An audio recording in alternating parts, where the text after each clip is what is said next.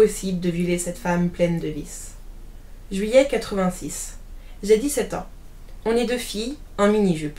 Je porte des collants rayés et des converses basses rouges.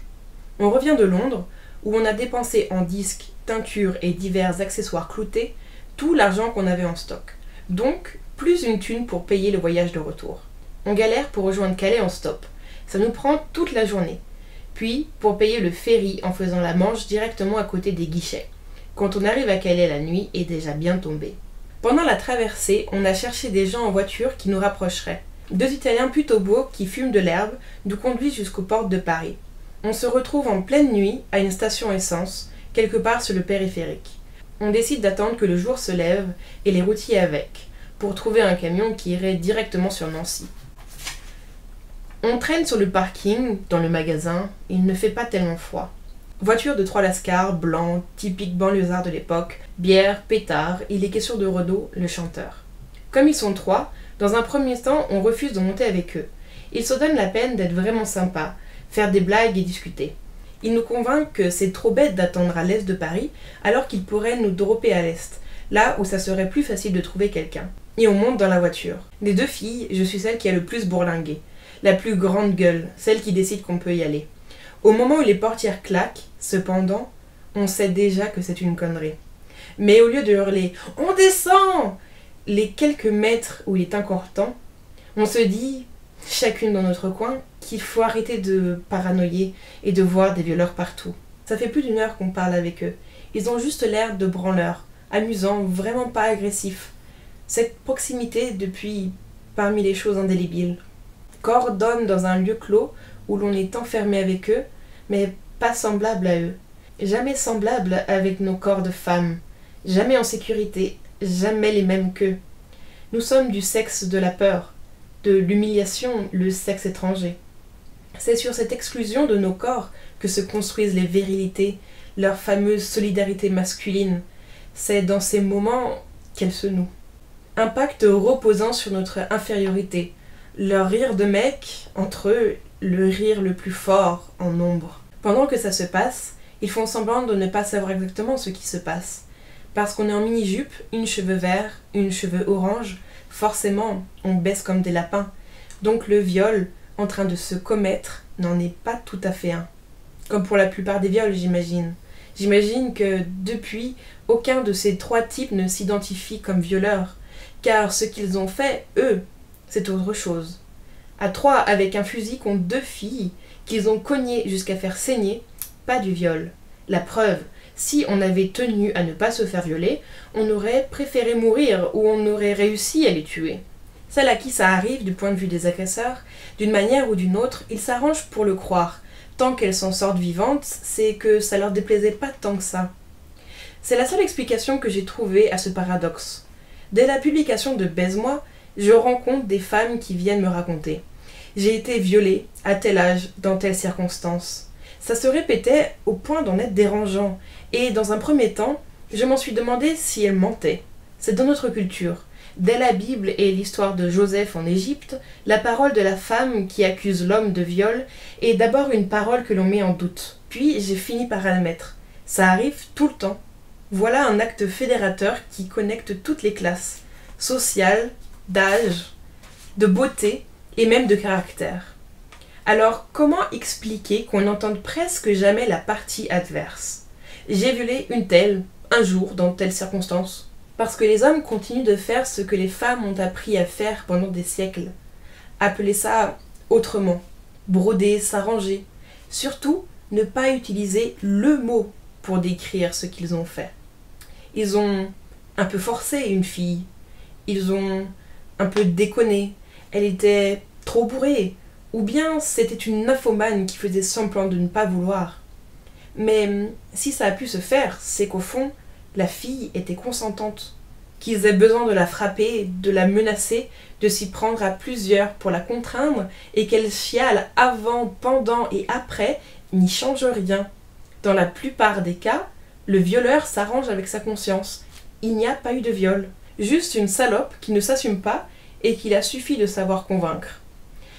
À moins que ça soit difficile à porter, aussi, de l'autre côté. On n'en sait rien. Ils n'en parlent pas. Il n'y a que les psychopathes graves, violeurs en série qui découpent les chattes à coups de tessons de bouteille, ou pédophiles s'attaquant aux petites filles qu'on identifie en prison. Car les hommes condamnent le viol. Ce qu'ils pratiquent, c'est tout autre chose. On dit souvent que le porno augmente le nombre de viols. Hypocrite et absurde. Comme si l'agression sexuelle était une invention récente et qu'il faille l'introduire dans les esprits par les films. En revanche, que les mâles français ne soient pas partis à la guerre depuis les années 60 et l'Algérie augmente certainement les viols civils. La vie militaire était une occasion régulière de pratiquer le viol collectif, pour la bonne cause. C'est d'abord une stratégie guerrière, qui participe à la virilisation du groupe qui la commet, tandis qu'il l'affaiblit en l'hybridant le groupe adverse, et ce depuis que les guerres de conquête existent. Qu'on cesse de vouloir nous faire croire que la violence sexuelle à l'encontre des femmes est un phénomène récent ou propre à un groupe quelconque. Les premières années, on a évité d'en parler.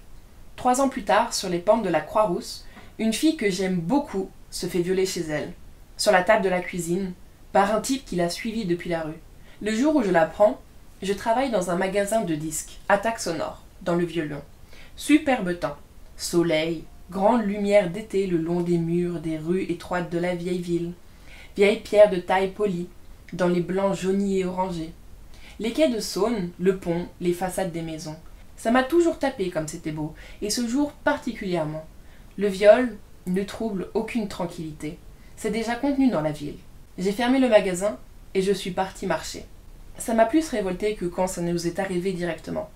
J'ai compris, à travers son histoire à elle, que c'était quelque chose qu'on attrapait et dont on ne se défaisait plus. Inoculé. Jusque-là, je m'étais dit que j'avais bien encaissé, que j'avais la peau dure et autre chose à foutre dans la vie que laisser 3 ploucs me traumatiser. Ce n'est qu'en observant à quel point j'assimilais son viol à un événement après lequel rien ne sera plus jamais comme avant, que j'ai accepté d'entendre, par ricochet, ce que je ressentais pour nous-mêmes. Blessure d'une guerre qui doit se jouer dans le silence et l'obscurité. J'avais 20 ans quand c'est lui arrivé. Je ne tenais pas à ce qu'on me parle de féminisme. Pas assez punk rock, trop bon esprit. Après son agression, je me suis ravisée. J'ai participé à un week-end de formation d'écoute de Stop Viol, une permanence téléphonique pour parler suite à une agression ou prendre des renseignements juridiques. Ça avait à peine commencé que déjà je râlais dans mon coin. Pourquoi on conseillerait à qui que ce soit d'aller porter plainte? Aller chez les keufs, à part pour faire marcher une assurance, j'avais du mal à voir l'intérêt. Se déclarer victime d'un viol dans un commissariat, je pensais intrinsèquement que c'était se remettre en danger. La loi des flics, c'est celle des hommes. Puis, une intervenante a expliqué. La plupart du temps, une femme qui parle de son viol commencera par l'appeler autrement. Intérieurement, toujours je renacle. N'importe quoi. Voilà qui me semble être de la plus haute improbabilité. Pourquoi elle ne dirait pas ce mot? Qu'est-ce qu'elle en sait, celle qui parle? Elle croit qu'on se ressemble toutes, peut-être? Soudain, je me freine, toute seule dans mon élan. Qu'est-ce que j'ai fait, moi, juste là? Les rares fois, le plus souvent bien bourré, où j'ai voulu en parler, est-ce que j'ai dit le mot? Jamais. Les rares fois où j'ai cherché à raconter ce truc, j'ai contourné le mot viol. Agresser, embrouiller, se faire serrer, une galère, whatever. C'est que tant qu'elle ne porte pas son nom, l'agression perd sa spécificité. On peut se confondre avec d'autres agressions, comme se faire braquer, embarquer par les flics, garder à vue ou tabasser. Sa stratégie de la myopie a son utilité. Car du moment qu'on appelle son viol un viol, c'est tout l'appareil de surveillance des femmes qui est en branle. Tu veux que ça se sache ce qui t'est arrivé? Tu veux que tout le monde te voie comme une femme à qui c'est arrivé? Et de toute façon, comment peux-tu t'en être sortie vivante sans être une salope patentée? Une femme qui tiendrait à sa dignité aurait préféré se faire tuer. Ma survie en elle-même est une preuve qui parle contre moi. Le fait d'être plus terrorisée à l'idée d'être tuée que traumatisée par des coups de rein de 3 connards apparaissait comme une chose monstrueuse. Je n'en avais jamais entendu parler nulle part. Heureusement qu'étant punkette pratiquante, ma pureté de femme bien, je pouvais m'en passer. Car il faut être traumatisé d'un viol.